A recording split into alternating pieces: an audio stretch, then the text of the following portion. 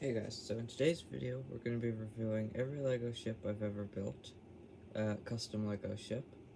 So, we'll start with the Titanic. This one is about 3 years old, and it's about 91 blocks long, and it's second largest LEGO ship I have. The only ship larger that I have is the LEGO set Titanic. So it's the largest custom ship I have. And yeah.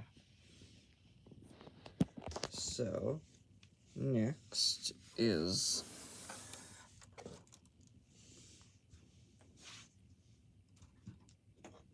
the MV Britannic 2, based off of White Star Line's MV Britannic, the third ship in White Star Line to have the name Britannic.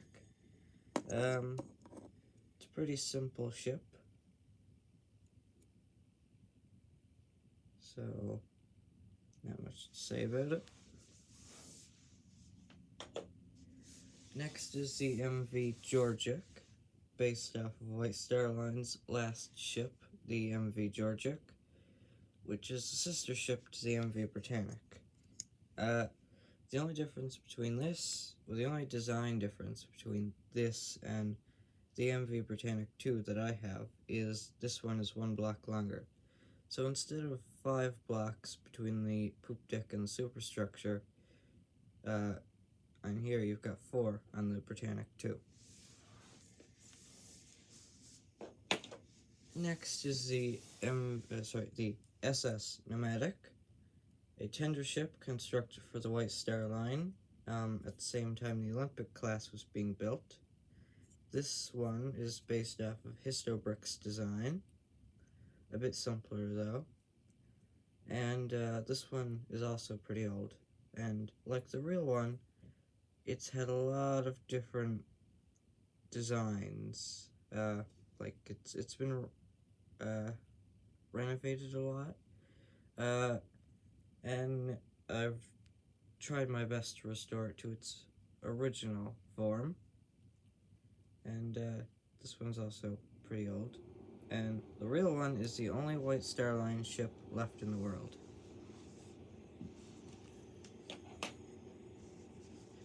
Next is the SS Atlantic. I had a larger one, but that kind of just fell apart over time. I scrapped it and built this smaller, simpler one, which is more to scale with the rest of my ships. This one's had its fair share of renovations, and I feel this is as accurate as you can get with the scale. So, yeah. Next is a fictional ship I have built for my Cunard line, the MV, well, I haven't decided exactly if it's diesel or steam. We're gonna go with steam. The SS Britain is a custom ship I've built for my Cunard line, and it's based off of, I think, the Coronia from the Cunard line. I may be wrong, but it's similar. And yeah, next is the SS Cunard, again based off of the Coronia from the Cunard line, I believe. It's pretty similar to the Britain, a bit more boxy, a bit bigger. Yeah. Next is the RMS Queen Mary. I had a larger one. I scrapped that and made this because it's more to scale with the rest of my ships. But I feel I made it a bit tall. And, which makes it a bit tippy, which is pretty accurate to the real one. So, that's Queen Mary. Next is the SS Dominion of New Cape Breton, a fictional ship I've built for my Cunard line, and it's got a breakwater at the front, and wings on the forward funnel, and a nice big nameplate.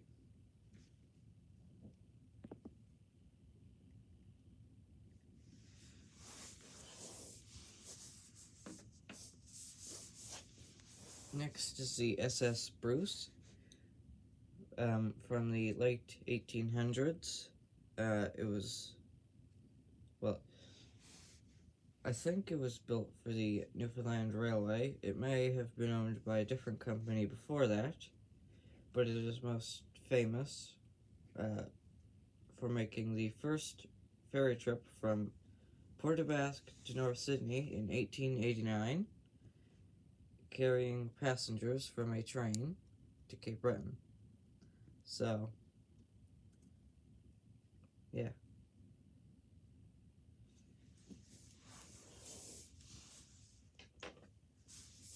Next is the SS Nova Scotia II, which is a train ferry that would have carried trains from Cape Breton to mainland Nova Scotia and the other way around before the Canso Causeway was built. So this one doesn't actually have tracks because it's not wide enough, and yeah, you could build a train to put on, but I don't. Next, this one is the SS Caribou, probably the most famous ship that ever operated the Port aux Basques to North Sydney route. On October 14th, 1942, it was torpedoed and sunk by U-69 in the early morning hours. It was torpedoed on the starboard side around the funnel, somewhere around here, and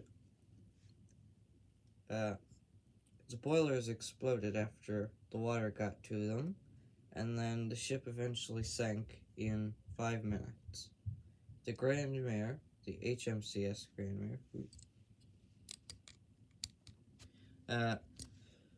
was supposed to be escorting it, which it was, but after it was torpedoed, after the Caribou was torpedoed, the HMCS Grandmere turned to go hunt down and sink the U-boat. The Grandmere spent 2 hours searching for the U-boat before returning to pick up any survivors and bringing them back to North Sydney, where there was better hospital services. So, this is my Caribou.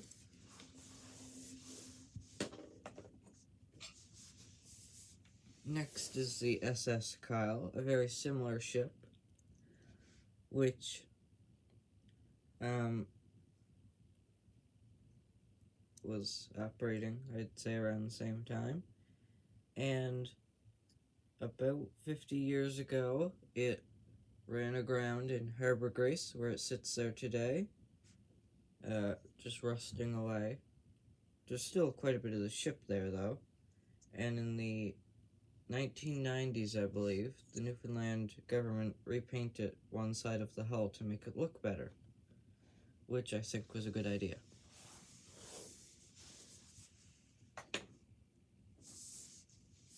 Next is the SS Burgeo, which I have in later colors. The Caribou and the Kyle are in the colors that ships of the Newfoundland Railway would have been wearing at that time. But then, sometime between the 1940s and 60s, it changed from the Newfoundland Railway to CN Marine operating the ferries. So this was CN Marine's color scheme.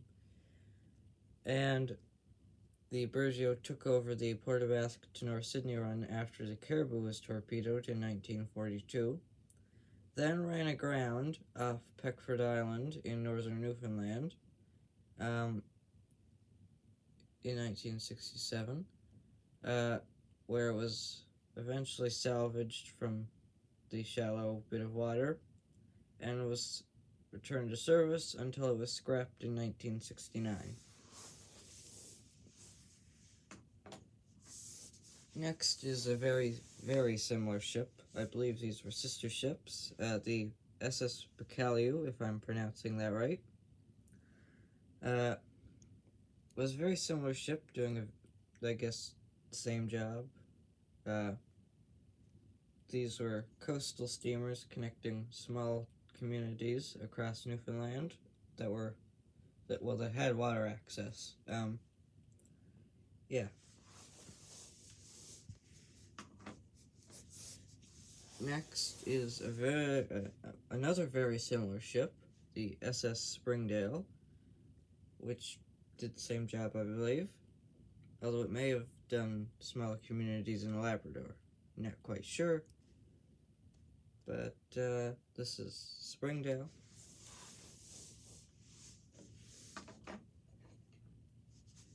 Next is the MV Leif Erikson, a fictional ship I've built for my CN Marine, which has a pretty interesting car loading system. You put this 1x3 at the top there, and then raise the bow up like that, instead of usually the bow hinging up. But I have retired this one and replaced it with a different ship, which will be showcased next. And the stern is pretty much identical.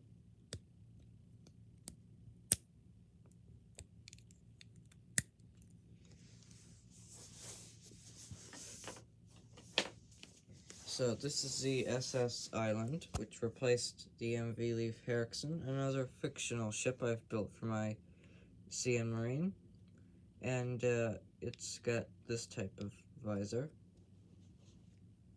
and another one at the stern. Not much else to say about this one.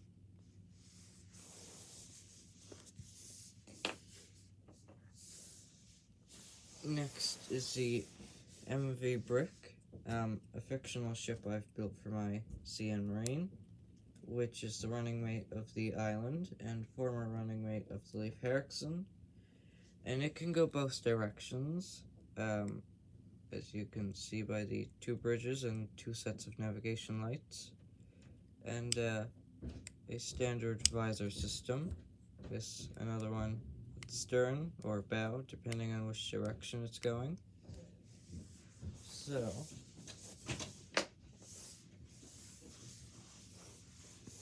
next is the MV Abagwite, which, well, it may have been around in the CN Marine time. Hi, Eddie.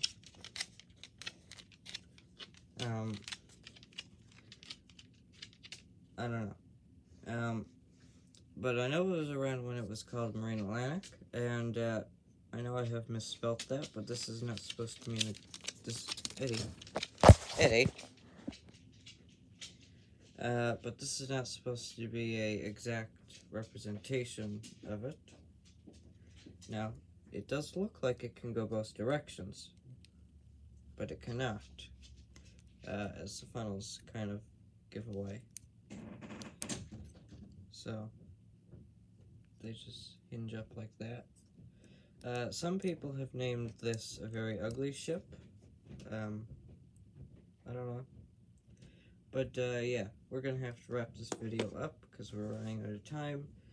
So we will continue in part 2.